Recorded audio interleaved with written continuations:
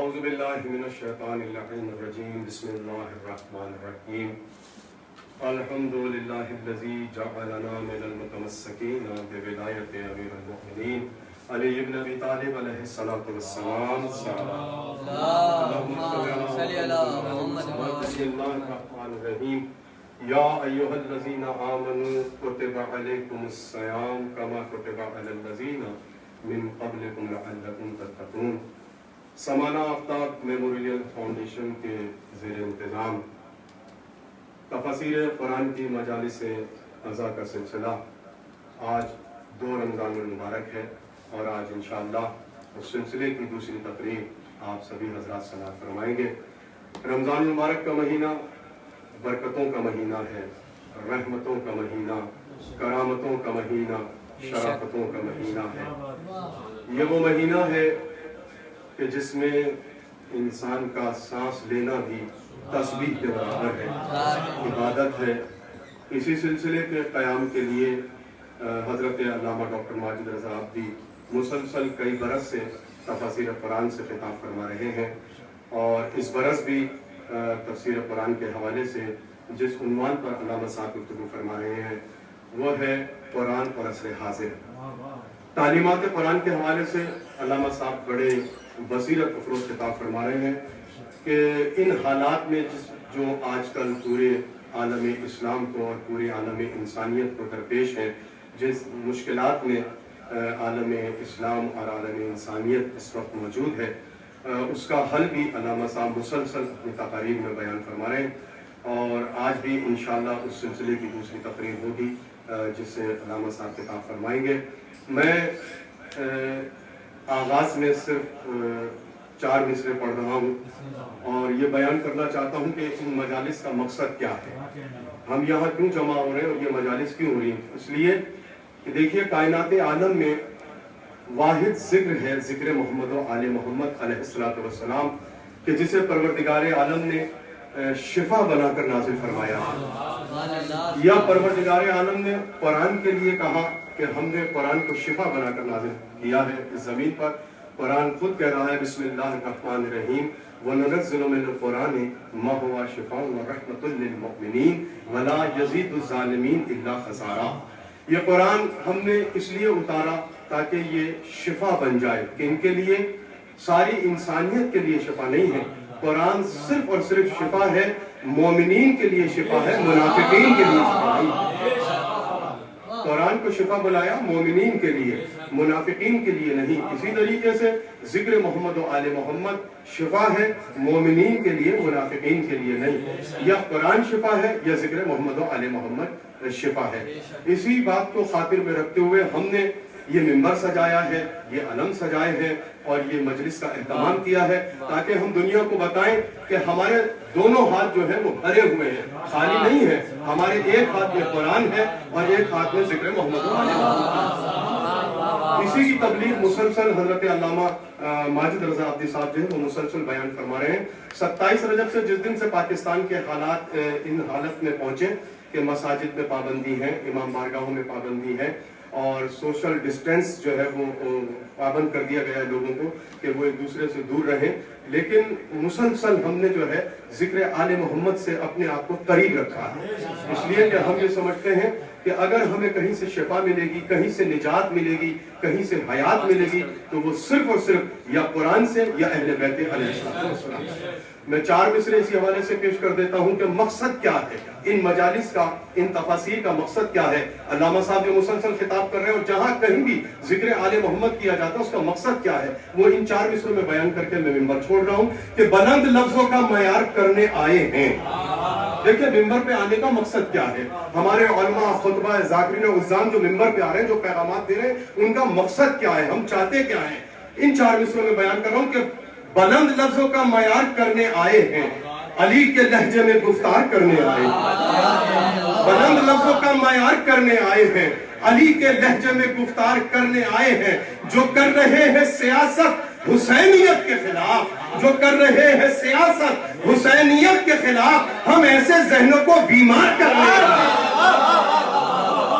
دنیا سمجھے ہماری مجالس کا مقصد، دنیا سمجھے ہماری عبادتوں کا مقصد، دنیا سمجھے ہماری تفاسیر کا مقصد، تلاوت کلام الہی کا مقصد کیا ہے۔ یہ جو منبر پہ بیٹھ کے ذکر حسین کیا جاتا ہے یہ بھی تلاوت کلام الہی سے کم نہیں ہے، اور اس کا مقصد صرف یہ ہے کہ ہم شفا چاہتے ہیں اور جو اس کے خلاف سیاست کر رہے ہیں ہم انہیں بیمار کر رہے ہیں۔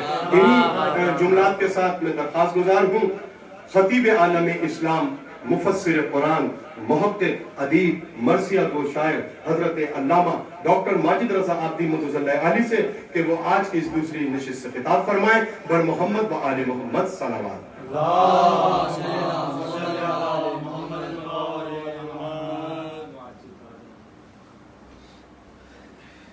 مناجس آپ ذرا سامنے کے بیٹھے صحیح۔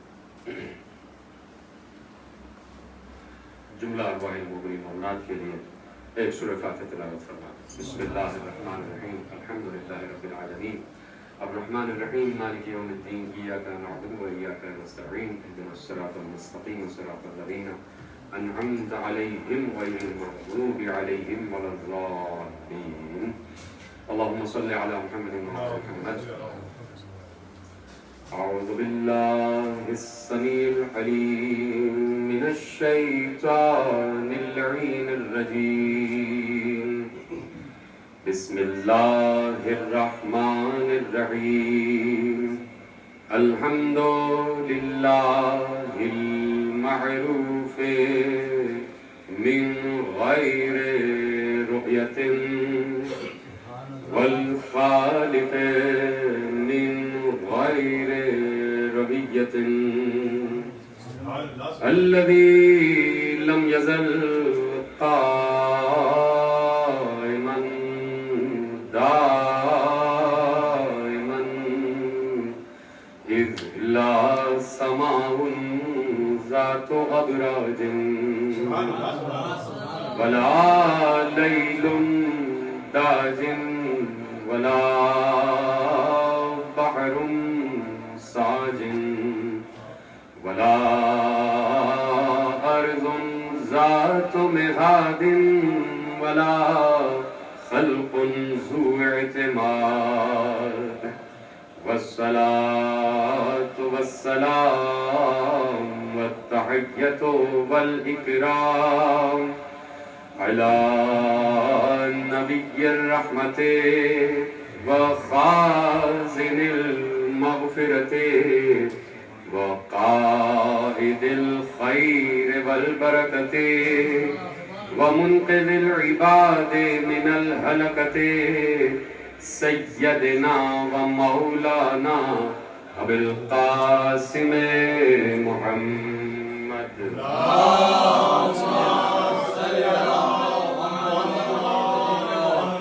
وأهل بيته الطيبين الطاهرين المعصومين المظلومين المنتخبين المنتجبين، الذين أذهب الله عنهم الرجس وطهرهم تطهيرا۔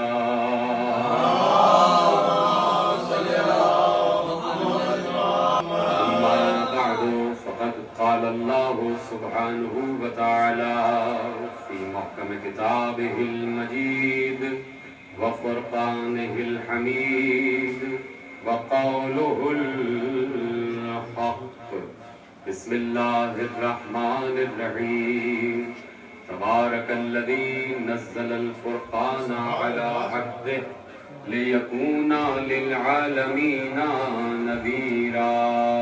صلوات پڑھ لیں۔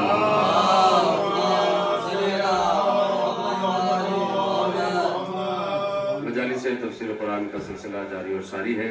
1441 ہجری اور اس کے ماہ مبارک رمضان میں دوسری تقریب میں آپ حضرات یقیناً شریک گفتگو ہیں، اور قرآن پر مسلسل گفتگو ہے اور قرآن ہی پر گفتگو رہنی چاہیے۔ امت مسلمہ کا یہ خاصہ ہونا چاہیے کہ قرآنی حوالوں سے بات کی جائے اور قرآنی ماحول میں رہا جائے۔ اگر امت قرآنی ماحول میں رہ رہی ہوتی تو کبھی शैतानी कुव्वतों के ज़ेर असर नहीं आ सकता।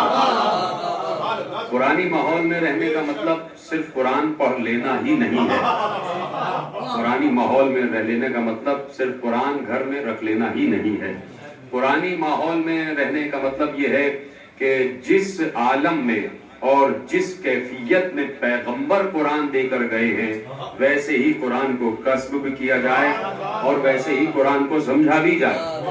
तो पैगंबर ने कुरान को कभी तन्हा नहीं छोड़ा, यानी जब अल्लाह ने तन्हा नहीं छोड़ा तो अल्लाह का नबी कैसे तन्हा छोड़ देगा। जब अल्लाह ने अपनी आसमानी किताबों को तन्हा इस दुनिया में नहीं उतारा है, और कल की तकरीर से मैं मरबूत हूँ कि यकीनन शारिह को पहले भेजा गया, किताब बाद में उतारी गई। मुफस्सिर पहले भेजा गया, किताब बाद में उतारी गई। वारिस पहले भेजा गया, विरसा बाद में उतारा गया। तो अब यहीं से अल्लाह ने अपनी सुन्नत का ऐलान किया कि हम किसी भी मरहले में, किसी भी इस दुनिया का कोई भी मरहला ऐसा नहीं गुजरेगा कि जब हमारा कोई नुमाइंदा दुनिया में ना हो। देखिए, ये हो ही नहीं सकता कि दुनिया की हुकूमतें बन जाएं। कहीं पार्लियामेंट्री गवर्नमेंट का निजाम है, कहीं प्रेसिडेंशियल निजाम है, तो कहीं ये नहीं होता कि गवर्नमेंट बन गई, पार्लियामेंट तरतीब पा गई और जनाब प्राइम मिनिस्टर बन गया, वजीर आजम बन गया और फिर एक सदर बन गया। तो वजीर आजम बन गया तो दारुल खिलाफा में बैठ गया और बस बैठ गया। ये तो नहीं होता, ये तो नहीं होता।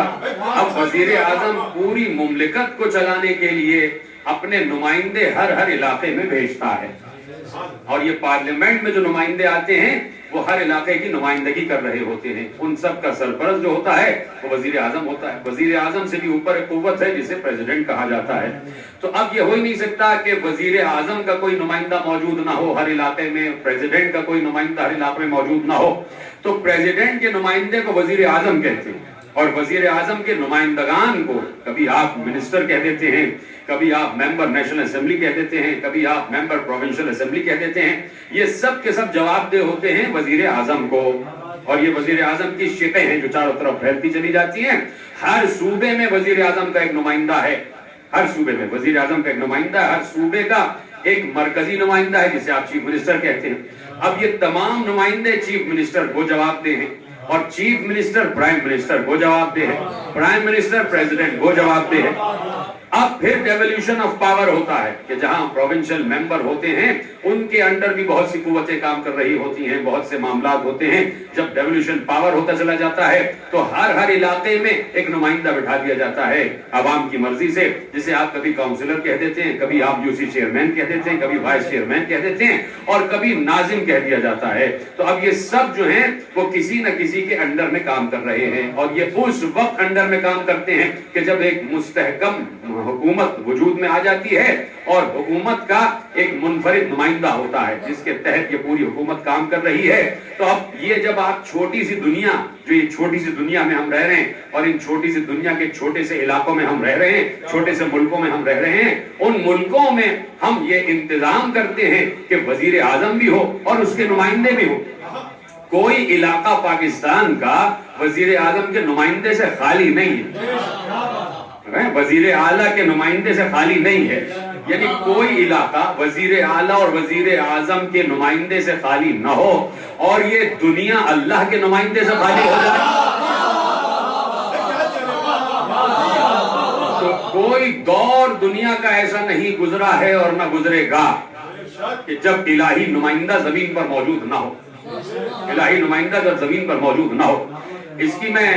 इसकी दलील और इस्तिदलाल इस पर कायम करूंगा इंशाअल्लाह अज़ीज़, जब शब-ए क़द्र आएंगी और आप वो तकारीर सुनेंगे तो उस पर हम गुफ्तगू करेंगे कि कितनी जरूरत है इलाही नुमाइंदगान की, और कौन सी आयात कुरानी है जो इलाही नुमाइंदगान की तरफ इशारा कर रही है कि आज भी कोई ना कोई इलाही नुमाइंदा होना जरूरी है, इलाही नुमाइंदा होना जरूरी है। अब देखिए कि मेरा जहां तक मेरी आवाज पहुंच रही है, और पढ़े लिखे हजरात तशरीफ फरमा यकीनन अपने अपने घरों में हैं और सुन रहे हैं कि देखिए तौरात, ज़बूर और इंजील, ये तीन आसमानी किताबें अल्लाह की तरफ से नाजिल हो गई, और इनसे पहले 114 सहीफे नाजिल हो गए, मुख्तलिफ अंबिया पर मुख्तलिफ सहीफे उतरते रहे, और तीन आसमानी किताबें आसमान से अल्लाह ने उतारी क़ब्ल कुरान, कुरान से क़ब्ल। اب میں یہ پوچھنا چاہتا ہوں کہ توریت اس وقت کیوں رائج نہیں ہے؟ انجیل اس وقت رائج کیوں نہیں ہے؟ زبور اس وقت رائج کیوں نہیں ہے؟ یعنی ہمارے گھروں میں توریت بھی ہونا چاہیے اس لیے کہ اللہ کی کتاب ہے، ہمارے گھروں میں زبور بھی ہونا چاہیے اس لیے کہ اللہ کی کتاب ہے، ہمارے گھروں میں انجیل بھی ہونا چاہیے اس لیے کہ اللہ کی کتاب ہے، اور قرآن تو ہمارے گھر میں ہے ہی، تو قرآن ہی کیوں ہے اور باقی یہ تین کیوں نہیں ہے؟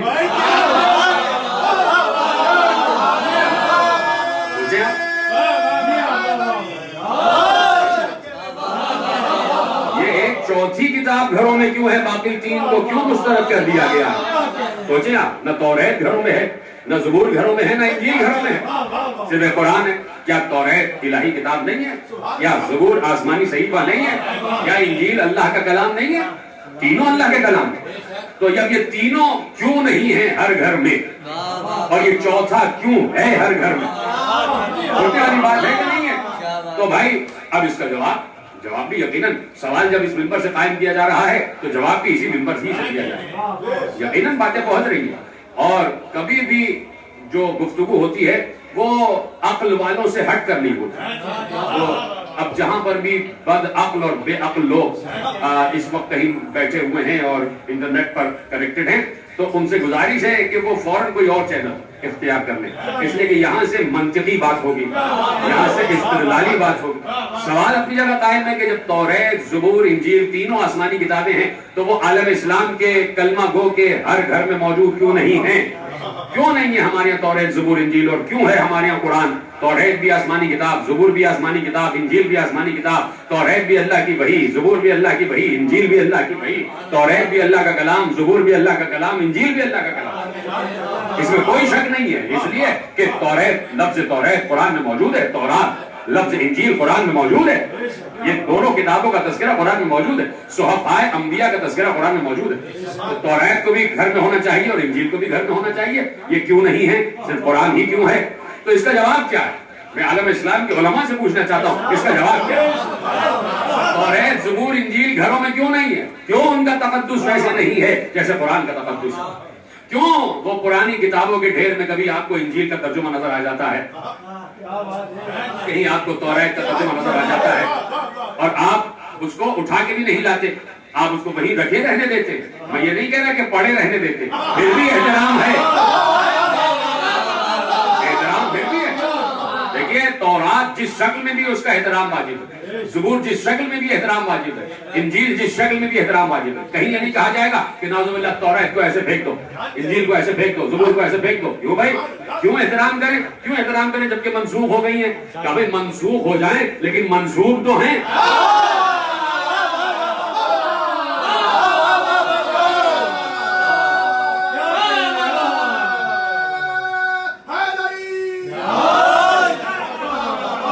منسوخ ہو جائیں لیکن منسوخ تو ہے، منسوخ تو اللہ سے ہے، لیکن پھر پلٹ رہے ہیں کی تلاوت کا ثواب ہمارے یہاں موجود نہیں ہے۔ کیوں یہ نہیں ہے کہ قرآن اور یہ جو رمضان کا مہینہ ہے اس میں روزانہ تورات کی، انجیل کی، زبور کی اتنی آیات کی تلاوت کی جائے؟ کہیں کسی بہشتی زیور میں کوئی روایت آپ کو نہیں ملے گی، کہیں کسی رسالے میں، کہیں کسی توضیح میں، کہیں کسی بھی مفاتیح الجنان میں آپ کو روایت نہیں ملے گی کہ رمضان میں تورات پڑھنے کا بھی ثواب ہے، زبور پڑھنے کا بھی ثواب ہے، انجیل پڑھنے کا بھی ثواب ہے۔ حالانکہ جیسے قرآن رمضان میں نازل ہوا ہے ویسے یہ تینوں کتابیں رمضان میں نازل ہوئی ہیں، یہ تینوں کتابیں رمضان میں نازل ہوئی ہیں، اور زبور، انجیل بھی قرآن کی طرح رمضان میں نازل ہوئی ہے، لیکن اس کے باوجود کہیں آپ نہیں دیکھ رہے ہیں کہ ان کے پڑھنے کا ثواب ہو، یا یہ گھروں میں ہمارے یہاں اسی طاق پر برابر میں رکھی ہوئی ہے، یعنی یہ تین اس چوتھے کے برابر بھی نہیں رکھے جا رہے۔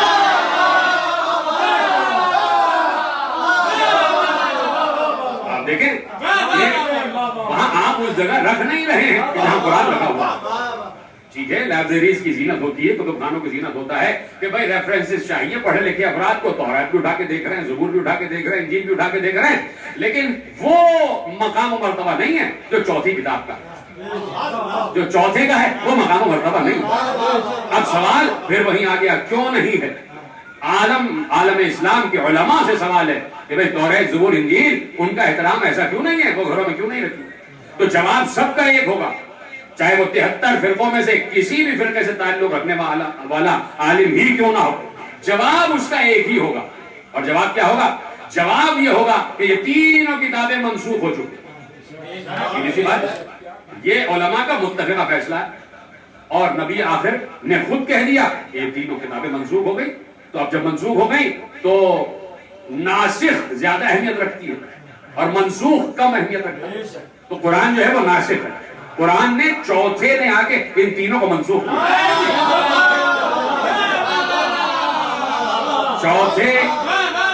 چوتھے کلام الہی نے آ کے ان تینوں کلام الہی کو منسوخ کر دیا. تو کہہ دیا بھائی اس لیے نہیں ہے کہ منسوخ ہو گئی، یہ تینوں کتابیں منسوخ ہو گئی تو اس لیے گھروں میں نہیں ہے. جب منسوخ ہو جائے تو گھروں میں کیوں رکھا جائے؟ ٹھیک ہے، اب اس سوال کا جواب بھی آ گیا. اب ایک اور سوال قائم ہو رہا ہے، یہ کیوں منسوخ ہوئی؟ دیکھیے قرآن اور عصر حاضر ہمارا موضوع ہے. پہلا سوال ہم نے قائم کیا کہ یہ تینوں کتابیں گھروں میں کیوں نہیں ہیں، تو اس کا جواب آیا صلوات پڑھے محمد والے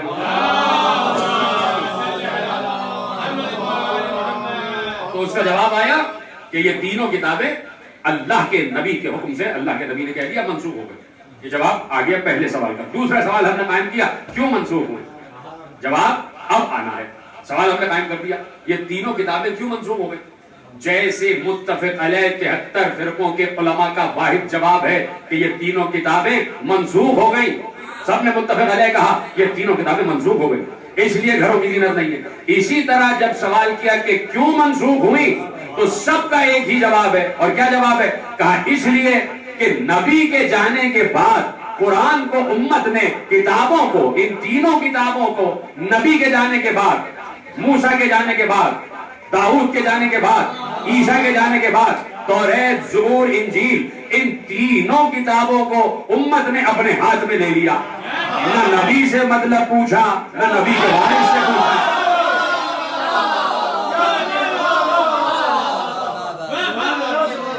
اور فرمانے اس کا بھی ایک ہی جواب ہے، یہی متفق علیہ جواب ہے. کیوں؟ اس لیے کہ جب امت نے ان تینوں کتابوں کے مطلب کو اپنے فہم سے اخذ کرنا شروع کر دیا. اس لیے کہ انجیل کتنی ہے، اب صرف انجیل نہیں کہی جاتی، اب کہا جاتا ہے اناجیل. کئی انجیلیں، آپ مجھے بتائیے کئی لفظ ہیں، بہت سے قرآن. ہاں قرآن مکتوبی صورت میں ایک ہے لیکن تشریح کی صورت میں 14 نظر آ رہے ہوتے ہیں. لیکن مکتوبی صورت میں ایک ہی قرآن. لیکن آپ دیکھ رہے ہیں انجیلیں ہیں، بہت سی انجیلیں، یہ لوقا کی ہے، یہ مرقس کی ہے، یہ فلاں یہ فلاں یہ فلاں. اس پر بھی گفتگو ہوگی آسمانی صحیفوں پر بھی انشاءاللہ جب ہم گفتگو کریں گے. جب انجیل نازل ہوئی ہے 12 رمضان تو اس دن ہم شاید گفتگو ذرا سا آگے بڑھا دیں، 10 سے اوپر کر دیں اور اس دن ہم انجیل پر بات کر لیں. توجہ ہے نا آپ کی؟ تو اب جواب کیا ہے؟ جواب یہ ہے یہ تینوں کتابیں اس لیے اللہ نے منسوخ کر دی. اللہ ہے، اللہ کو کون روک سکتا ہے؟ اللہ کہہ رہا میرا کلام ہے، چاہے تو راسخ کر دوں چاہے تو منسوخ کر دوں، چاہے تو رائج کر دوں چاہے تو مسترد کر دوں، میرا کلام ہے. تو اللہ نے تینوں کتابوں کو مسترد کر دیا، منسوخ کر دیا. اب یہ کتابیں نہیں چلیں گی. کیوں؟ اس لیے کہ امت نے ان کے معنوں میں رد و بدل کر دیا. ان قرآن کی اللہ کی ان کتابوں کی اللہ کی اتاری ہوئی آیات کے ساتھ ساتھ اپنی آیات داخل کر دی. توریت میں بھی کچھ آیات داخل کر دی گئی، زبور میں بھی، انجیل میں بھی. تو اللہ نے کہا منسوخ. کیوں منسوخ؟ اس لیے کہ بڑی آہستگی سے کہہ دیا میں نے، اس لیے منسوخ کہ وارث سے نہ لیا گیا. اس دور میں بسنے والی امت نے ان کتابوں کو اپنی اپنی طرف سے، اپنے اپنے جانب سے، اپنی عقل اور فہم سے، اپنے شعور سے، اپنے نظریے سے معنی کا لباس پہنانے کی کوشش کریں. تو اب یہیں سے قدرت کا ایک مزاج سامنے آتا ہے. کل بھی ہم نے فطرت خدا پر بات کی نا کہ وَلَن تَجِدَ لِسُنَّتِ اللَّهِ تَبْدِيلًا، تم اللہ کی فطرت میں تبدیل نہیں پاؤ گے. تو اللہ کی ایک فطرت اور سامنے آ گئی کہ جب اللہ کی کتاب میں تحریف ہو جاتی ہے تو اللہ کتاب کو منسوخ کر دیتا ہے. یعنی اگر توریت و انجیل و زبور میں تحریف نہ ہوتی تو وہ کتابیں منسوخ نہ ہوتی. اور وہ کتابیں کیوں نہ منسوخ ہوتی؟ کہ جب تحریف نہ ہوتی. اور تحریف کب نہ ہوتی؟ جب وارث موجود ہوتا. جب قرآن کے وارث سے اس کتاب کے توریت و زبور و انجیل کے وارث سے کتاب کو لیا جاتا تو اللہ کبھی بھی کتابوں کو منسوخ نہ کرتا. اب یہی سوال پیدا ہوتا ہے نا کہ بھائی سامنے کا جواب ہے کہ قرآن منسوخ کیوں نہیں ہوا؟ قرآن کیوں نہیں منسوخ ہو گیا؟ قرآن کیوں نہیں منسوخ ہو گیا؟ قرآن، اب تاریخ اسلام پر بات ہو رہی ہے، قرآن کیوں نہیں منسوخ ہوا؟ جاتے جاتے کیا پیغمبر یہ کہہ کے گئے؟ اگر یہ کہہ کے جاتے کہ یہ لو قرآن تمہارے حوالے ہے، لیکن پیغمبر نے یہ نہ کہا کہ قرآن چھوڑ کر جا رہا ہوں تمہارے حوالے. پیغمبر نے کہا قرآن تنہا چھوڑ کر نہیں جا رہا، قرآن ایک شکل ہے اور اس کو بچانے والا دوسرا شکل ہے. کہا دو ثقلین چھوڑ کر جا رہا ہوں، ایک اللہ کی کتاب اور میرے اطرت و اہل بیت. ایک کتاب خدا اور ایک اطرت میرے اہل بیت جو میری اطرت ہے. جو فرما رہے ہیں آپ، ایک میرے اہل بیت جو میری اطرت، یعنی جہاں پر آپ دیکھیں گے کہ کہیں الفاظ میں اگر رد و بدل ہے، اگر آپ یہ مکتب امامیہ کی صرف روایت نہیں ہے، اس روایت کو کہ انی تارکن فیکم الثقلین، کہ میں تمہارے درمیان دو ثقل چھوڑ کر جا رہا ہوں، کتاب اللہ و اطرتی اہل بیت، ایک اللہ کی کتاب اور ایک میرے وہ اہل بیت جو میرا ہی حصہ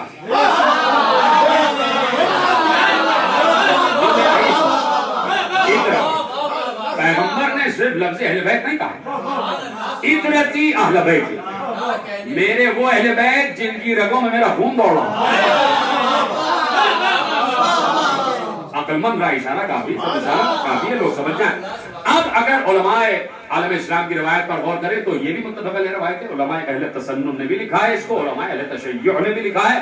اور جہاں پر ذرا سا روایت تھوڑی سی اختلاف الفاظ کے ساتھ آتی ہے تو وہ یہ ہے کہ پیغمبر نے کہا کہ دو گرا قدر چیزیں چھوڑ کر جا رہا ہوں، ایک کتاب اور ایک میری سنت. یعنی وہاں پر بھی کتاب تنہا نہیں ہے، وہاں پر بھی کتاب تنہا نہیں ہے. پیغمبر کہہ رہے ہیں میری سنت، کتاب اللہ و سنتی، میری سنت، خبردار میرے علاوہ کسی اور کی سنت پر نہ چلنا. اب یہ عالم اسلام طے کرے کہ کتنی سنت پیغمبر پر چلا جا رہا ہے اور کتنا کچھ اور شخصیتوں کی سنت پہ چلا جا رہا ہے. یہ اب دیکھیں نا کہ رمضان کی عبادات پیغمبر نے کیسے کی اور امت کیسے کر رہی ہے، دیکھنا چاہیے. تو اب پیغمبر نے یہاں پر بھی کتاب کو تنہا نہیں چھوڑا، کہ کتاب اور میری سنت. اور لفظ کیا ہے؟ کتاب اور میرے اطرت میرے اہل بیت. تو ان الفاظ میں بھی کوئی تفاوت نہیں ہے، یعنی یہ کہا جائے کہ بھائی سنت ہے یا نہیں ہے. پیغمبر نے لفظ سنت استعمال کیا تھا یا نہیں کیا تھا، اطرت و اہل بیت استعمال کیا تھا، اس میں کوئی تفاوت نہیں ہے. اگر یہ روایت صحیح ہے، یقیناً صحیح ہے کہ کتاب اللہ و سنتی، اللہ کی کتاب اور میری سنت، یہ بھی صحیح ہے. اس لیے کہ سنت اہل بیت رائج کرنے والے، سنت رسول، سنت محمد، سنت مصطفیٰ، سنت خاتم النبیین رائج و نافذ کرنے والے ہے ہی اہل بیت. وہیں سے سنت سامنے آ گئی اور پھر اس کے بعد اصحاب کرام نے بھی اس سنت پر عمل کیا، یقیناً اس سنت پر عمل کیا. تو اب پیغمبر نے کتاب کو تنہا نہیں چھوڑا. یہیں سے بات چلی اور میں نے تھوڑا سا وقت آپ کا لیا.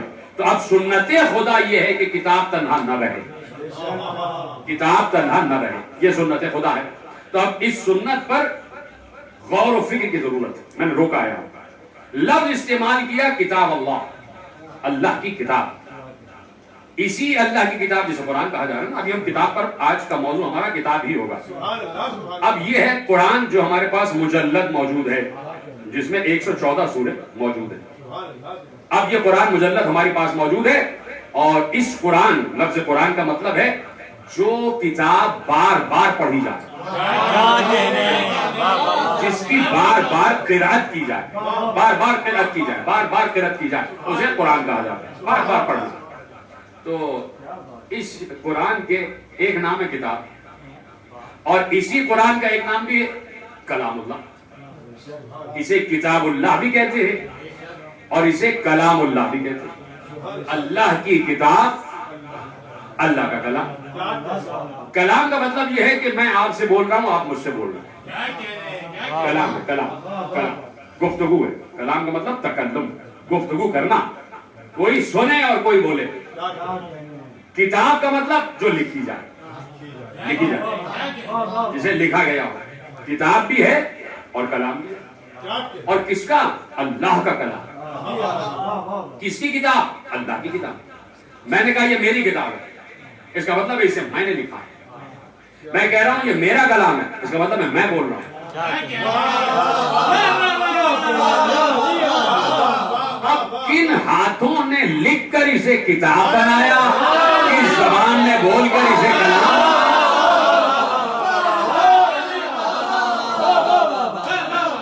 دیکھنے والی بات ہے نا، غور و فکر کرنے والی بات ہے. اب لفظ ہے کتاب، اور اسی پر آج بات کرتے ہیں. اور موضوع آپ کے پیش نظر ہے قرآن اور عصر حاضر، اور کوئی بھی لفظ اس موضوع سے باہر نہیں، اس لیے کہ جتنے مباحث میں ان 10 دنوں میں انشاءاللہ زیر بحث لاؤں گا وہ کہیں نہ کہیں عصر حاضر میں ڈسکس کیے جا رہے ہیں، کہیں نہ کہیں ڈسکس ہو رہے ہیں، جن کا جواب ہم دیتے چلے جا رہے ہیں، آگے بڑھتے چلے جا رہے ہیں. تو اب لفظ ہے کتاب، اور قرآن نے اس لفظ کتاب کو اپنے معنوں میں استعمال کیا ہے. اور جب کہا کہ اہل کتاب یا اہل الکتاب، اے کتاب والوں، تو اس سے مراد کہیں نہ کہیں اسرائیلیات یعنی توریت، زبور، انجیل والے آ جاتے ہیں. یہ اللہ کہہ رہا ہے اے انجیل والوں، اے زبور والوں، اے تورات والوں. تو اہل کتاب ان کو کہا جاتا ہے کہ وہ کہ جن انبیاء پر کتابیں نازل ہوئی، ان انبیاء کو ماننے والی اقوام، انہیں اہل کتاب کہا جاتا ہے. یہود و نصارہ اور یہ تمام لوگ اہل کتاب کہلاتے ہیں. تو اہل کتاب یہ بات کی سمجھ میں آ گئی کہ جہاں اسرائیلیات داخل ہو جائیں توریت، زبور، انجیل، وہ اہل کتاب ہو جائیں گے. اب لفظ ہے ایک اور لفظ ہے کہ جہاں سے قرآن کا آغاز ہو رہا ہے، الف لام میم، ذالک الکتاب لا ریب فیہ. یہ وہ کتاب ہے جس میں کوئی شک نہیں. اب لفظ کتاب ہمارے سامنے آ گیا، بار بار لفظ کتاب ہمارے سامنے آ گیا.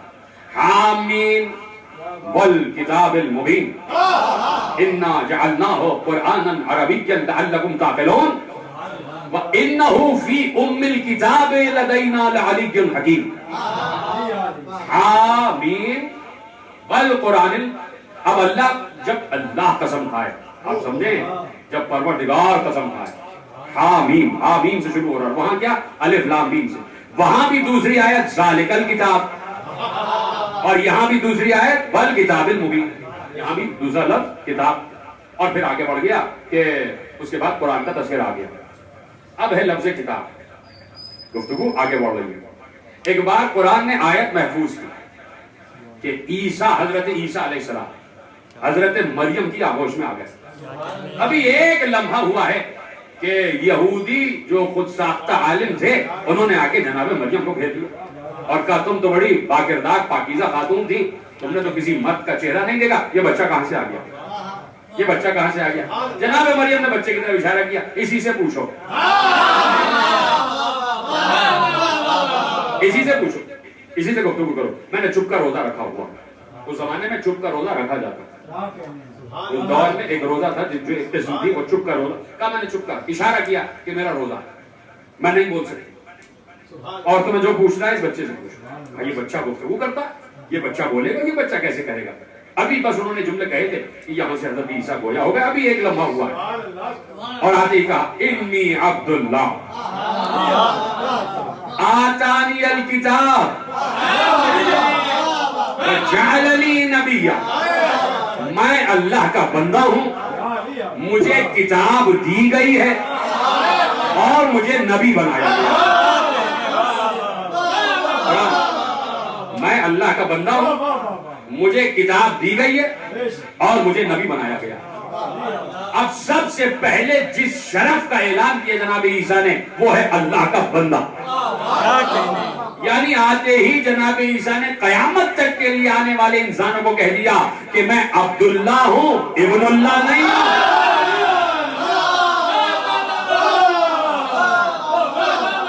میں عبداللہ ہوں، ابن اللہ نہیں ہوں. میں اللہ کا بیٹا نہیں ہوں، اللہ کا بندہ ہوں. آتانی الکتاب، مجھے کتاب عطا کی گئی ہے، دے دی اللہ نے کتاب. وجعلنی نبیا، اور مجھے نبی بنایا. دیکھیے یہی سے ہم 1400 برس سے علماء عالم اسلام کی توجہات کے طالب ہیں کہ حضرت عیسیٰ کہہ رہے ہیں آتانی الکتاب وجعلنی نبیا.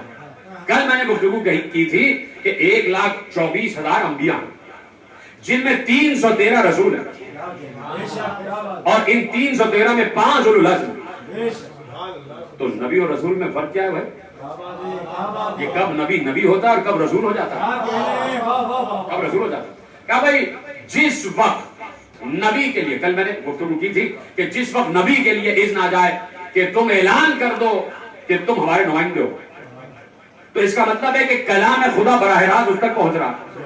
یعنی جب نبی پہ وحی کا نزول ہو جائے کسی صحیفے یا کتاب کی صورت میں، تو وہ نبی نہیں رہتا، رسول ہو جاتا.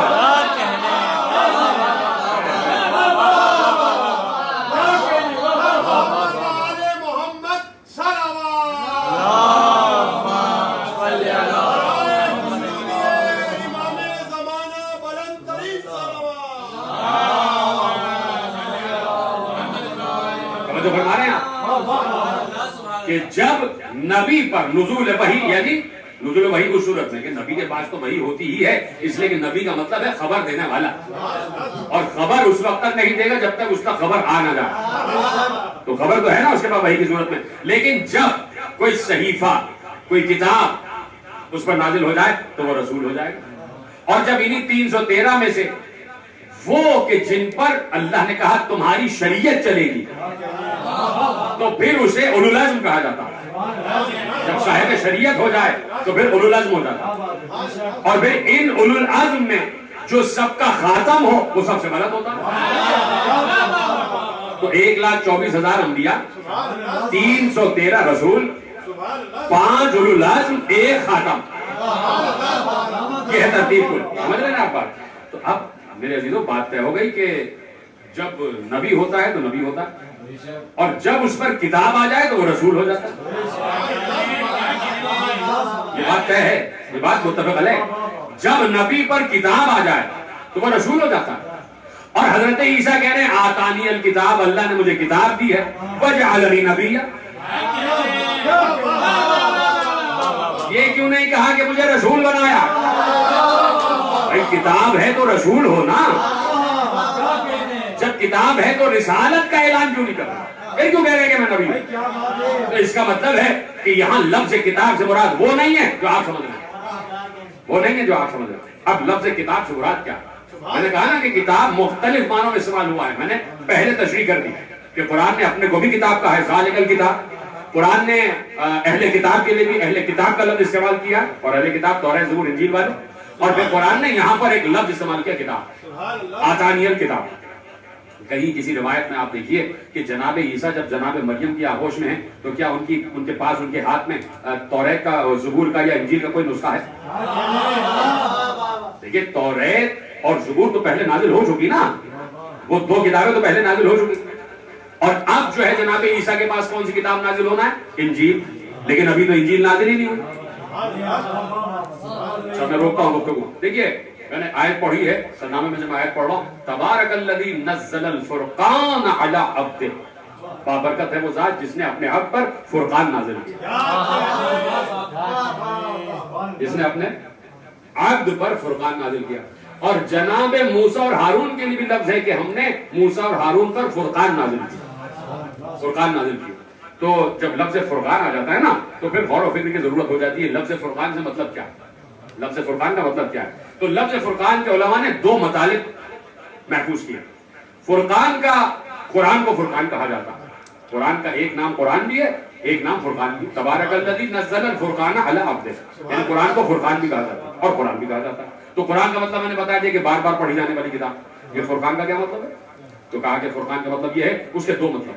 کا فرقان کا ایک مطلب یہ ہے کہ قرآن کو فرقان اس لیے کہتے ہیں کہ قرآن یکبارگی نازل نہیں ہوا، ٹکڑوں ٹکڑوں کی صورت میں نازل ہوا، فرق سے نازل ہوا، آیت آیت بنا کے نازل کیا گیا. یعنی قرآن دونوں کیفیتوں میں ہے، تنزیل بھی ہے اور نزول بھی ہے. یعنی یکبارگی بھی نازل ہوا ہے اور ٹکڑوں ٹکڑوں میں بھی نازل ہوا ہے. ٹھیک ہے؟ تو قرآن کو فرقان اس لیے بھی کہا جاتا ہے کہ یہ آیت آیت کر کے نازل ہوا ہے. دوسرے اس لیے فرقان کہا جاتا ہے، یہ معصوم کی حدیث ہے کہ اس لیے فرقان کہا جاتا ہے یہ حق و باطل میں فرق کرتا ہے.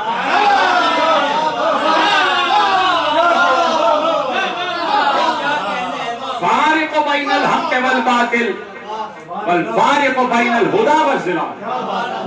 یہ ہدایت اور گمراہی میں فرق کرتا ہے، یہ حق اور باطل میں فرق کرتا ہے، یہ سچ اور جھوٹ میں فرق کرتا ہے، اس لیے اسے فرقان کہا جاتا ہے.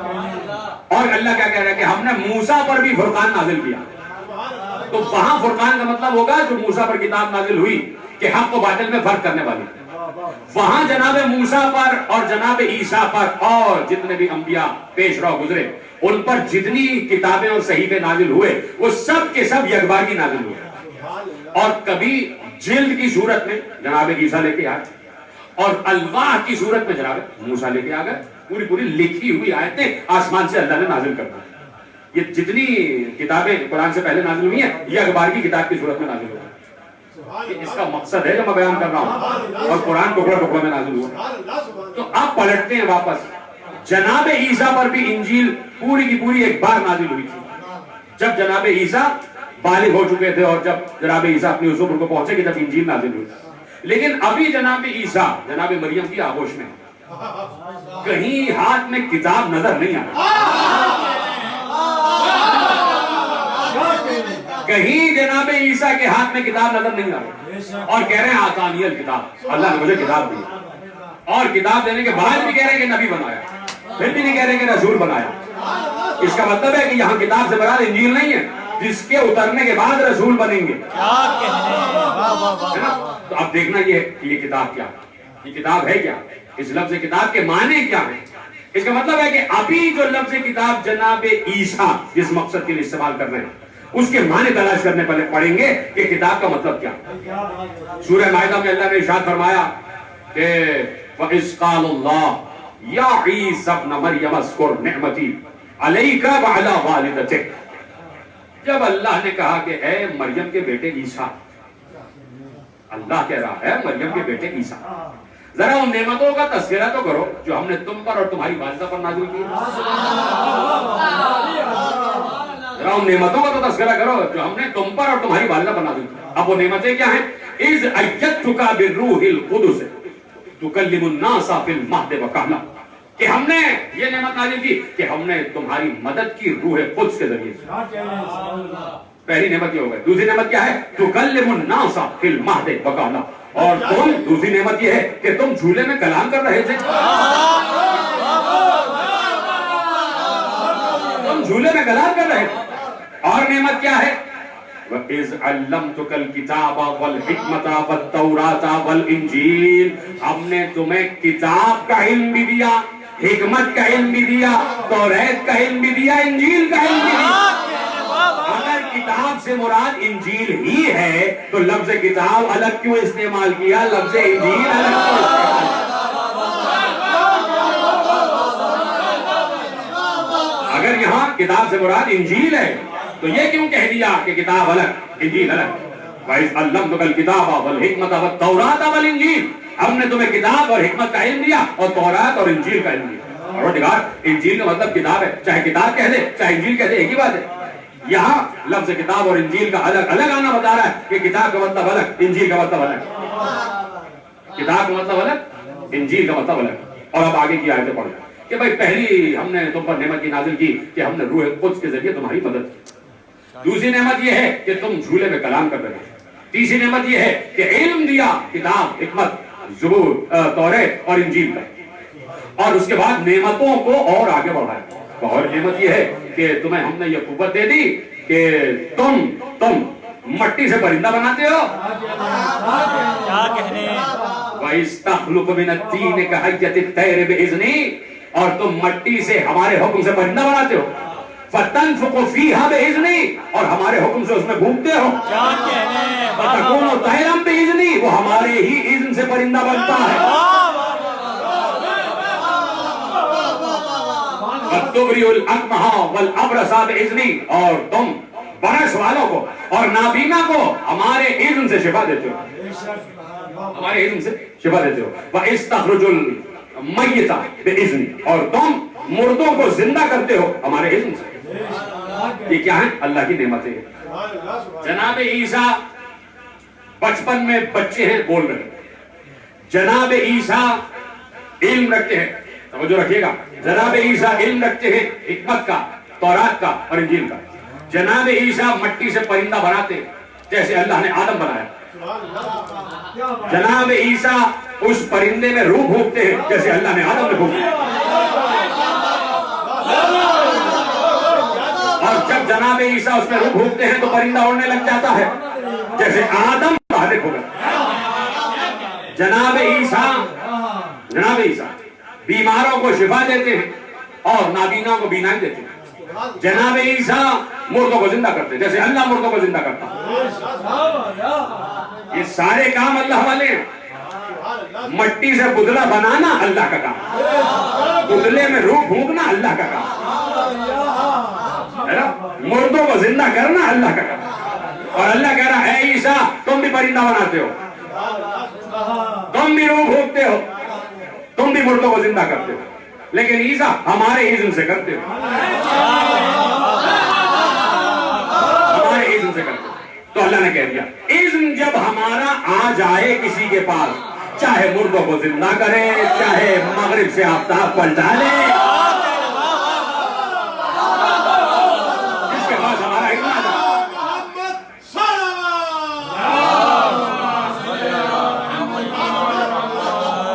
जिसके पास हमारा इज़्न आ जाए वो हर काम करता है वही वाले जो काम हम करते हैं।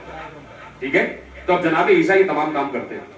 ये तमाम काम जनाब ईसा, तवज्जो, मुर्दों को जिंदा करना, मट्टी से परिंदा बनाना, रूह फूंकना, तौरात, इंजील, किताब और हिकमत का इल्म, जिब्राइल अमीन की मदद, झूले में बोलना, ये सब जो काम जनाब ईसा कर रहे हैं, ये जिस कुव्वत और ताकत के जरिए कलाम कर रहे हैं, उस कुव्वत और ताकत का नाम है किताब।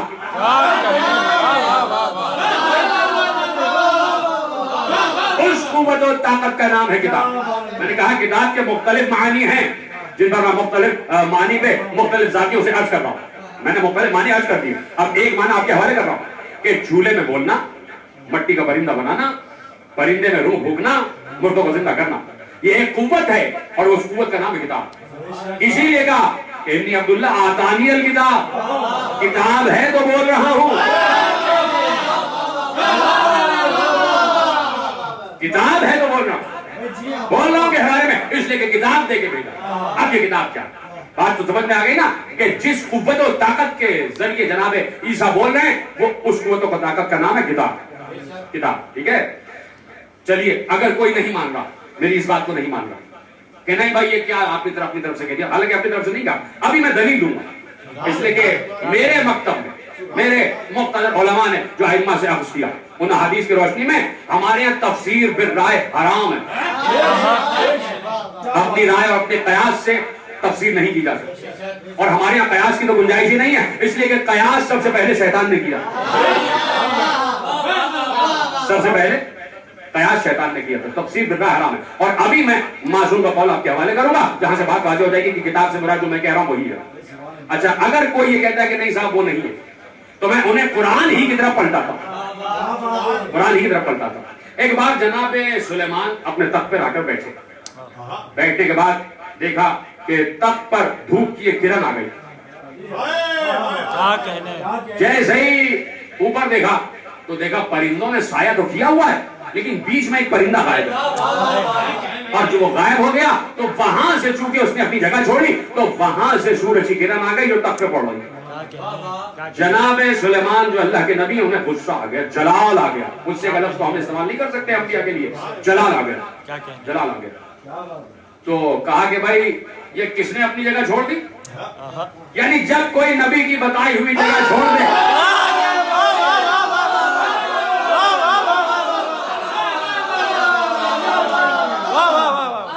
जब कोई नबी की बताई हुई जगह छोड़ दे तो नबी को जलाल आ जाता। तो उस हुदहुद ने नबी की बताई हुई जगह छोड़ दी, नबी को जलाल आ गया। ये हुदहुद का लेके आओ उसे। इतनी देर में हुदहुद आ गया, और आने के बाद जनाब सुलेमान ने जलाल के आलम में पूछा कहां थे और अपनी जगह से क्यों हटे। कहा या नबी अल्लाह, मैं देखना चाहता था कि आपके हुदूद सल्तनत से हट के भी कोई सल्तनत है या नहीं, कहां तक है आपके हुदूद सल्तनत। जनाब सुलेमान एक बार मुस्कुरा दिए, ये है ज़हीन, ये अब किस्सा कहानी में लगा रहा है। जनाब सुलेमान ने कहा अच्छा तो क्या देखा کیا دیکھا ہمارے حدود سلطنت سے باہر؟ کہا میں اڑتا گیا پرواز کرتے کرتے میں ایسے ملک میں پہنچا کہ جس ملک کی حکمران ایک مرد نہیں عورت ہے.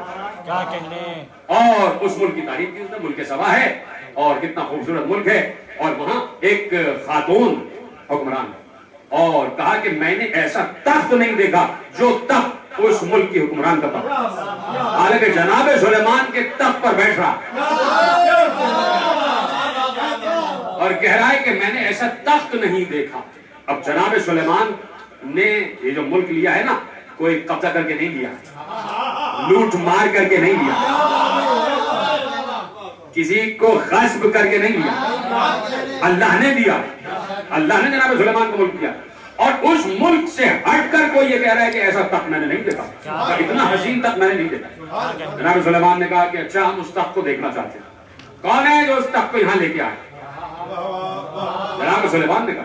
جناب سلیمان کی کابینہ پوری بیٹھی ہوئی ہے تخت پر, 3.5 میل لمبا 2.5 میل چوڑا تخت, 3.5 میل لمبا 2.5 میل چوڑا تخت, اس میں کرسی لگی ہوئی ہے, اس پر زعمائے سلطنت بیٹھے ہوئے ہیں, اس میں جنات بھی بیٹھے ہوتے تھے, اس میں ملائکہ بھی تھے, اس میں جناب سلیمان کی قوم سے تعلق رکھنے والے انسان بھی تھے, پوری کابینہ بیٹھی ہوئی ہے, سینکڑوں لوگ بیٹھے ہوئے ہیں, پرندوں نے سایہ کیا ہوا ہے, جنات نے تخت کو اٹھایا ہوا ہے, ہوا نیچے چل رہی ہے, اور ایسے میں جناب سلیمان تخت پر بیٹھے اور کہہ رہے ہیں کوئی ہے جو اس تخت کو لے کر آئے؟ قال عفریت من الجن, ایک جنوں میں سے ایک عفریت بولا, انا آتیک بہ قبل ان تقوم من مقامک, یا نبی اللہ اس سے پہلے کہ آپ کا دربار برخاست ہو میں لے آؤں گا. کیا کہنے. میں لے آؤں گا. کون بولا؟ عفریت, جن میں سے عفریت, صرف جن نہیں, جنات میں بھی عفریت. اب میرے آئمہ نے, میں اس لیے بار بار کہتا ہوں کہ کم از کم آئمہ کی سوانح حیات ہو, رسول کے 12 اماموں کو پڑھو. ہماری وجہ سے اہل تشیع کی دشمنی میں 12 اماموں کو نہ چھوڑو.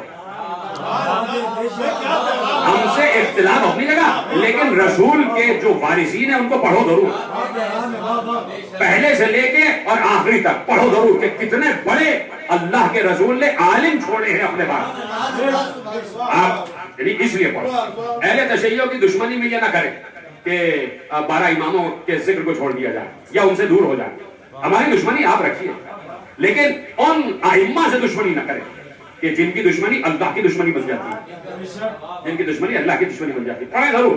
تو اب امام نے بتایا کہ عفریت من الجن, جن بھی نہیں, جن میں عفریت کا یہ نہیں تھا کہ وہ وہیں بیٹھے بیٹھے کہیں غائب ہو جاتا اور غائب ہو کے وہاں جاتا اور پھر وہاں سے تخت لے کے آ جاتا. کا عفریت تھا, عفریت, اسے اپنی قوت کا اندازہ تھا. وَإِنِّي عَلَيْهِ لَقَوِيٌّ أَمِينٌ, اس کا لفظ ہے, اور میں اس بات پر قدرت رکھتا ہوں کہ میں لے کے آ جاؤں, لیکن اس وقت تک لاؤں گا جب دربار برخاست ہوگا. اور دربار برخاست ہونے میں ابھی 5-6 گھنٹے تھے, وہ 5-6 گھنٹے کا وقت لے لیا اس نے. تو کہا کہ یہ نہیں کر رہا تھا کہ وہ ایک دم جاتا اور لے کے آ جاتا, یعنی عفریت تھا تو اسے اپنی قوت رفتار کا پتا تھا, اسے اپنے ایک قدم سے دوسرے قدم کے فاصلے کا پتا تھا. وہ اپنے قدم سے چل کے جاتا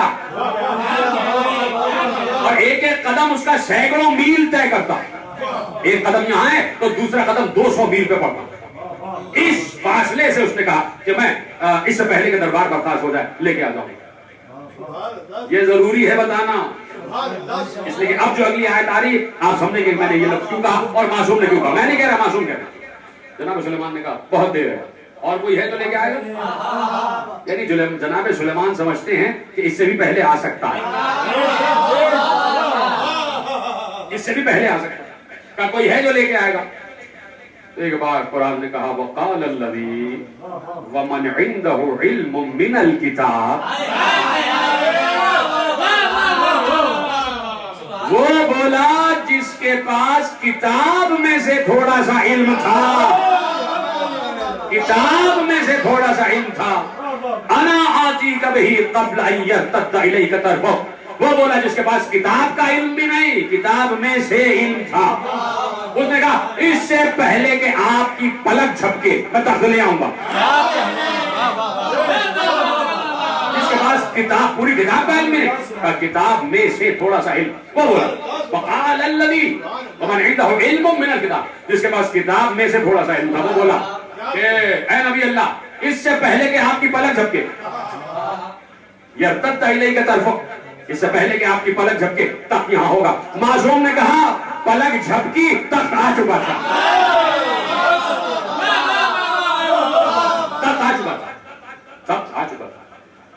یہ جو بول رہا ہے نا جس کے پاس کتاب میں سے علم، یہ کوئی سلیمان کے برابر کا نبی نہیں ہے، یہ کوئی ایسا نہیں ہے جس پر کوئی اللہ کا صحیفہ نازل ہوا. اس لیے کہ جب نبی ہے اور نبی کا ایک وزیر ہے تو سب متفق علیہ ہیں کہ جناب سلیمان کے وزیر نے کہا آصف بن برخیہ، اور وہ نبی کا وزیر ہے، نبی نہیں ہے. تو چونکہ نبی نہیں ہے تو اس پر کتاب نازل بھی نہیں ہوئی. بھائی نبی ہے، چلو دو نبی ہیں یا دو رسول ہیں ایک دور میں، مثلا فرض کر لیا جائے. حالانکہ گزرا ہے ایک ایسا دور کہ جناب موسیٰ اور شعیب بھی ایک دور میں رہے، ایسے ادوار گزرے ہیں کہ جب ایک ایک دور میں دو انبیاء رہے ہیں. تو اب اگر دو نبی ہیں یا دو رسول ہیں ایک ساتھ تو ضروری ہے یا تو دونوں پر کتاب نازل ہو یا دونوں پر کوئی صحیفہ نازل ہو، تب رسول کہلائیں گے یا نبی کہلائیں گے. لیکن یہاں پر نبی نہیں ہے، نبی کا وزیر ہے، تو اس پر کوئی صحیفہ نازل ہونے کا تو سوال ہی پیدا نہیں ہوا. کہیں آپ بتائیے کہ آصف بن برخیہ پر اللہ نے کوئی کتاب نازل کی؟ جب سلیمان موجود ہے تو کتاب تو سلیمان میں نازل ہوگی نا، صحیفہ تو سلیمان میں نازل ہوگا، تو وزیر پہ کیسے نازل ہو جائے گا؟ تو وزیر بولا، نبی کا وزیر بولا اس سے پہلے کہ آپ کی پلک جھپکے تخت یہاں پر حاضر ہو جائے گا. اور معصوم نے کہا تخت آ چکا. تو کیا تھا آصف بن برخیہ کے پاس؟ کتاب میں سے علم. اب سمجھ میں آیا کہ یہاں بھی کتاب سے مراد کوئی صحیفہ نہیں ہے، یہاں بھی کتاب سے مراد وہی قوت ہے جس قوت کے ذریعے سے عیسیٰ بول رہے تھے. یہاں بھی کتاب سے مراد وہی قوت ہے جس قوت کے ذریعے سے عیسیٰ مردوں کو زندہ کر رہے تھے. اور اسی کتاب کی قوت کے ذریعے سے آصف بن برخیہ نے سینکڑوں ہزاروں میل دور سے تخت پلک چھپکتے میں منگوا لیا. بات واضح ہو گئی کہ کتاب سے مراد وہ نہیں جو ہم اور آپ سمجھ رہے ہیں. کئی معانی و مفہوم ہیں اور یہاں پر جو معنی وہ آپ کے حوالے کر رہا ہوں. کیسے پتہ چلے کہ یہ کتاب ہے کیا؟ یہاں پر لفظ کتاب کے معنی و مفہوم کیا نہ پتہ چلتا دنیا کو. اگر میرا مولا ابا عبداللہ حسین ایک بار دعائیں عرفہ پڑھ رہے ہیں، سامنے بیت اللہ، سامنے اللہ کا گھر ہے، اور اللہ کے گھر کے سامنے اللہ کا نمائندہ بیٹھا ہوا ہے، رسول کا نواسا بیٹھا ہوا ہے، اور بیٹھ کر دعائیں عرفہ پڑھ رہے. اور دعائیں عرفہ پڑھتے پڑھتے ایک بار میرا مولا حسین نے ایک لفظ کہا وَبِإِسْمِكَ الَّذِي بِهِ أَحْيَا عِيسَى ابْنَ مَرْيَمَ الْمَوْتَى تُكَلِّمُ النَّاسَ فِي الْمَهْدِ وَكَهْلًا. کہا کہ پروردگار، دیکھیے میں ترجمہ کرنے جا رہا ہوں، وَبِإِسْمِكَ الَّذِي أَحْيَا بِهِ عِيسَى ابْنَ مَرْيَمَ الْمَوْتَى. پر اب حسین کہہ رہے پروردگار میں تجھے تیرے اس اسم کا واسطہ دیتا ہوں جس اسم کے ذریعے عیسیٰ کے بارے میں بول رہے تھے.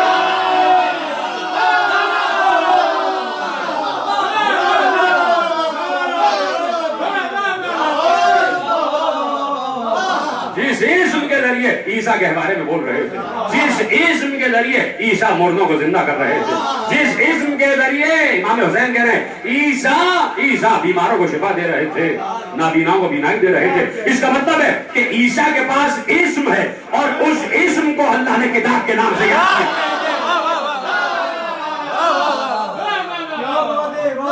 جناب عیسیٰ کے پاس اسم ہے، اسم، اور اس اسم کو اللہ نے کتاب کے نام سے یاد کیا ہے، جسے امام حسین نے یہ قضیہ حل کر دیا کہ پروردگار اس اسم کا واسطہ جس اسم کے ذریعے عیسیٰ کلام کر رہے تھے، عیسیٰ مردوں کو زندہ کر رہے تھے، عیسیٰ نابیناؤں کو بینائی دے رہے تھے، عیسیٰ مبروسوں کو شفا دے رہے تھے، تجھے اس اسم کا واسطہ. اس کا مطلب ہے اسم کا مطلب کتاب. اور اب مانے کیا ہوئے؟ میں اللہ کا بندہ ہوں، اللہ نے مجھے اسم آدم دیا.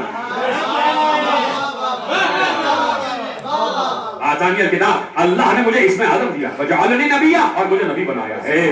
تو اب اسم بات ختم ہو گئی اور بات یہیں سے بالکل آخری مرحلے میں آ رہی ہے اور کل سے یہ گفتگو آگے بڑھ جائے گی. اب اسم، یہ اسم کیا ہے؟ اسم کیا ہے؟ یہ قضیہ بھی حل کیا امیر المومنین نے، رسول کے وارث نے، رسول کے علم کے وارث نے، صاحب ممبر سلونی نے، اور بیٹھا ہوا ہے رسول کا وارث ممبر سلونی پر، ممبر کوفہ پر، اور گفتگو ہو رہی ہے، اور گفتگو ہوتے ہوتے جب انبیاء پر بات آ گئی، اور جب بات آئی اس پر کہ جو جناب سلیمان کا وزیر ہے آصف بن برخیہ پر، تو علی نے اس مرحلے کو حل کرتے ہوئے آگے کہا کہ دیکھو کوئی نبی ایسا نہیں آیا جسے اللہ نے اسم نہ دیا، جسے اللہ نے اسم کا علم نہ دیا ہو، علم نہ دیا ہو۔ کہ کسی نبی کو 2 اسم کا علم دیا، کسی کو 4 اسم دیے، کسی کو 10 دیے، کسی کو 15 دیے، کسی کو 22 اسم کا علم دے دیا۔ کہا کہ سب سے زیادہ 22 اسم کا علم جس نبی کو دیا، اس سے زیادہ کسی کو علم نہیں دیا۔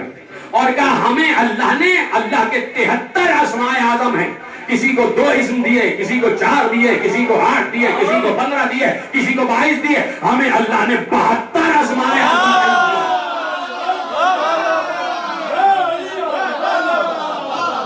ہمیں اللہ نے 72 کا علم دیا ہے، ایک غیب میں، ایک غیب میں، کہا 73 اسماء اعظم ہیں، 72 کا علم ہمیں دیا ایک غیب میں، ایک غیب میں۔ سمجھ میں آ گئی بات؟ کہ کوئی نبی ایسا نہیں گزرا ہے کہ جسے اللہ نے اسم نہ دیا ہو، اور اسی اسم کے ذریعے سے ہر نبی معجزہ دکھاتا ہے۔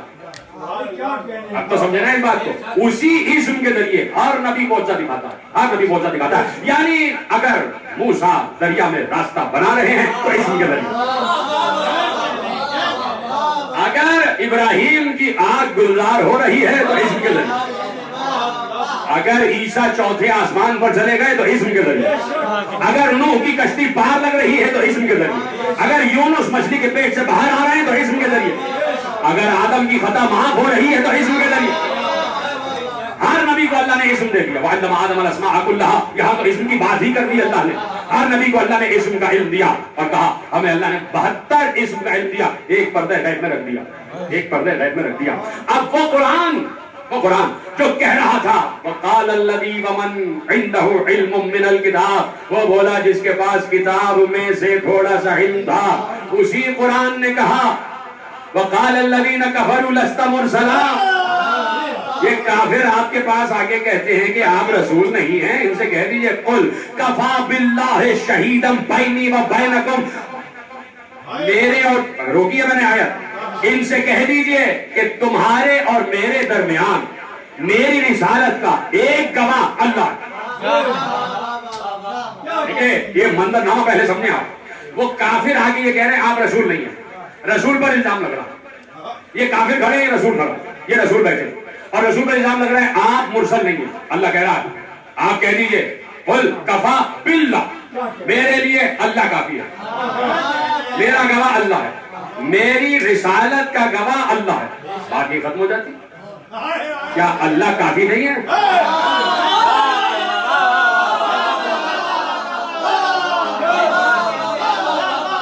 بھائی کہہ دیتا اللہ، بس کہہ دیجیے اللہ کافی ہے۔ ارے وَلْكَفَى بِاللَّهِ شَهِيدًا بَيْنِي وَبَيْنَكُمْ وَمَنْ عِنْدَهُ عِلْمُ الْكِتَابِ، کہہ دیجیے میری رسالت کا گواہ ایک تو اللہ ہے، اور ایک وہ ہے جس کے پاس کتاب میں سے نہیں پوری کتاب ہے۔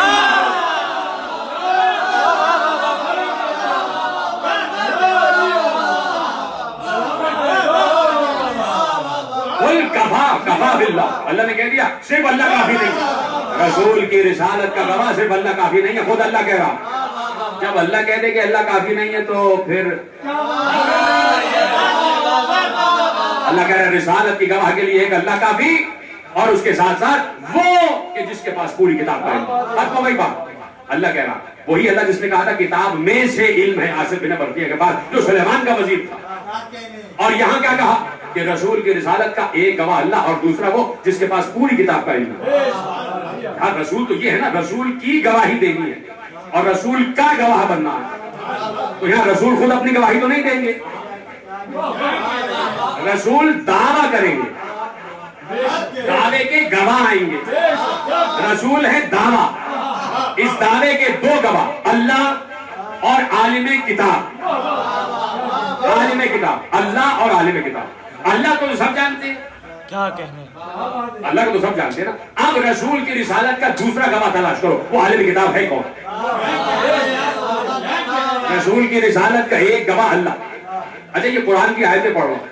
ہماری اس امت میں اور خصوصاً پاکستانی امت میں بہت سے احمق اور جاہل اور بہت سے غیر عالم لوگ ایسے ہیں کہ جن کو یہ پتہ ہی نہیں ہے کہ یہ قرآن کی آیتیں پڑھی جا رہی ہیں. تو میں آیتیں پڑھ رہا ہوں اور جن کی سمجھ میں نہیں آ رہی وہ اسی وقت اینڈرائڈ کا قرآن کھولیں اور کوئی ایک لفظ داخل کر دیں, کفا لفظ داخل کریں, یہ آیت آ جائے گی. قل کفا باللہ شہیدم بینی و بینکم ومن عندہ علم الکتاب. میری رسالت کے 2 گواہ ہیں, ایک اللہ اور ایک وہ جس کے پاس پوری کتاب کا علم.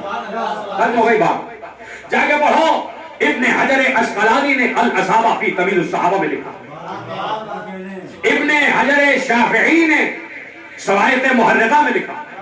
نوٹ کر لیں حوالے دار, ابن حجر اسقلانی الاصابہ, ابن حجر شافعی شوائط محرقہ. سلیمان قندولی نے, سب علماء اہل سنت, سلیمان قندولی نے ینابیع المودت میں لکھا. جامع الصغیر میں جلال الدین سیوطی نے لکھا. در منصور میں جلال الدین سیوطی نے لکھا. الاتقان فی علوم القرآن میں پھر جلال الدین سیوطی نے لکھا. ہر عالم اہل سنت نے لکھا جس کے پاس پوری کتاب کا علم ہے وہ ابو طالب کا بیٹا علی ہے.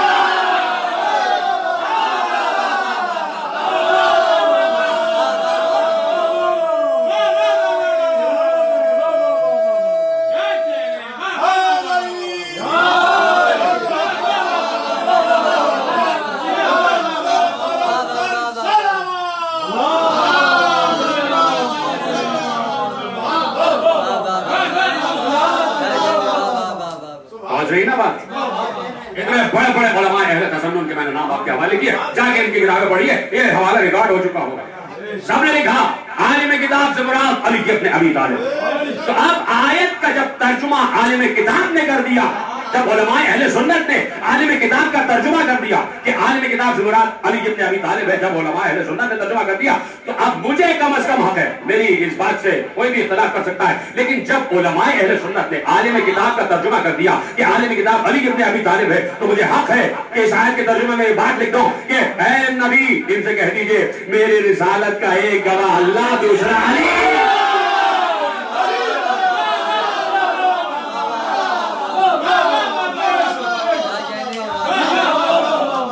میری رسالت کا ایک گواہ اللہ اور دوسرا علی.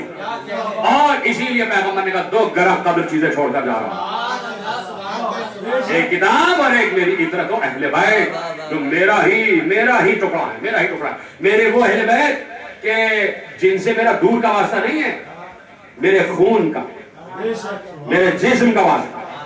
اب اگر پتہ کرنا ہو کہ وہ عطرت اہل بیت کون ہے کہ جو رسول کے وجود کا حصہ ہے, تو پیغمبر نے کہیں چھپ کر نہیں کہا تھا, کہیں کسی وادی میں نہیں کہا, کہیں کسی گھاٹی میں نہیں کہا تھا, کہیں کسی غار میں نہیں کہا تھا, بلکہ یاروں کے سامنے پیغمبر نے کہا عزموں کا عزمی یا علی, لحموں کا لحمی یا علی, دموں کا دمی یا علی, جسموں کا جسمی یا علی, روحوں کا روحی یا علی, نفسوں کا نفسی یا علی. اے علی تیرا نفس میرا نفس, تیری روح میری روح, تیرا جسم میرا جسم, تیرا گوشت میرا گوشت, تیرا خون میرا خون.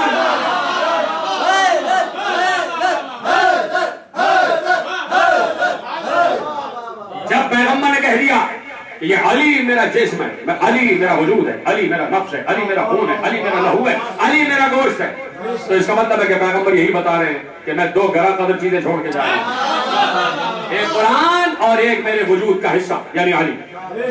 اب قرآن لینا تو اسے لینا جس نے لعاب دہن میں رچوس کے علم خدا اپنے اندر منتقل کیا, علم خدا اپنے اندر منتقل کیا ہے. اب وہ علی کہ جو علم رسول کا حامل ہے, تو اب علی جتنے علم کا اعلان کر رہے ہیں وہ ذات رسالت, اصل میں ذات رسالت کے علم کا اعلان. اب رسول اللہ کا, اللہ جیسے عالم غیب کا نمائندہ, تو رسول نے جیسے کہ میں نے کل کہا کہ اپنے علم سے دیکھا کہ امت 73 فرقوں میں تقسیم ہو جائے گی, تو رسول جانتا ہے نا کہ کیا ہوگا, ویسے ہی علی بھی جانتے ہیں کیا ہوگا, علی بھی جانتے ہیں کیا ہوگا.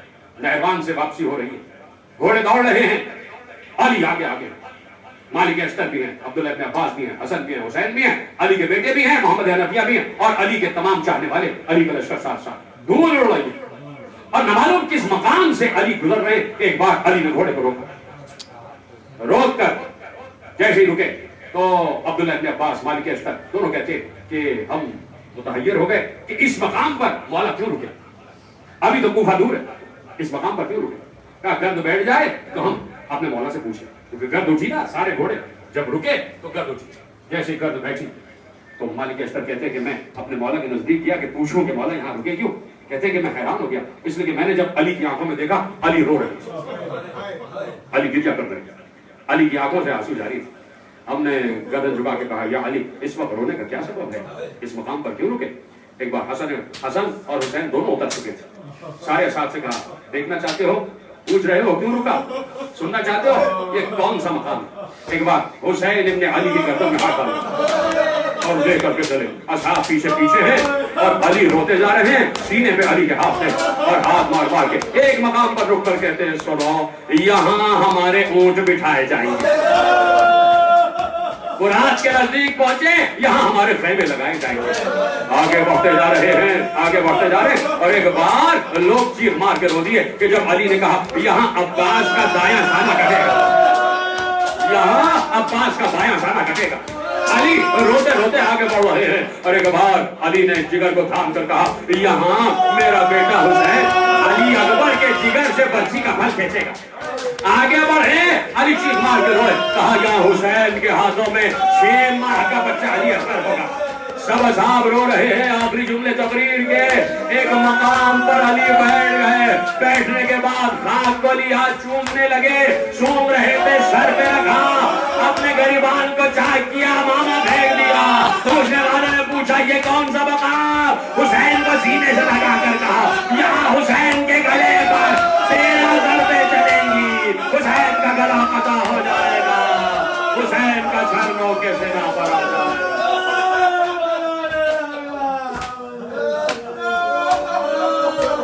لعنت اللہ علی القوم الظالمین. وسيعلم الذين ظلموا أي منقلب ينقلبون. التماس سے دعا, بار اللہ ہماری عظیم عبادت کو شرف قبولیت کے اعلیٰ درجے میں جگہ عطا فرما. جہاں جہاں اس مجلس اعزا کی آوازیں پہنچ رہی ہیں, پروردگار ان تمام گھروں کو ہر قسم کی بلا, آفت اور وبا سے محفوظ فرما. پروردگار جہاں جہاں صاحبان ایمان آباد ہیں سب کی جان, مال, عزت و آبرو کی حفاظت فرما. پروردگار جو اس موذی مرض کا شکار ہو گئے, پروردگار ان کو صحت و شفا و طول حیات عطا فرما. جہاں جہاں صاحبان ایمان آباد ہیں پروردگار سب کے رزق و روزگار میں ترقی اور نصرت عطا. ہماری ماں بہنوں کے پردوں کی حفاظت فرما, ہمارے جوانوں کی, جوانیوں کی اور خون کی حفاظت فرما. پروردگار ہمارے بچوں کو نقوش قدم اہل بیت پر چلنے کی توفیق, تمام صاحبان ایمان کو آپس میں متحد فرما, اتحاد اتفاق اور جگانگت پیدا فرما. امام زمانہ کے ظہور میں تعجیل فرما, ہم کو امام کے انصار, اعوان اور سپاہیوں میں شمار. ربنا تقبل منا انک انت السمیع العلیم برحمتک یا ارحم الراحمین.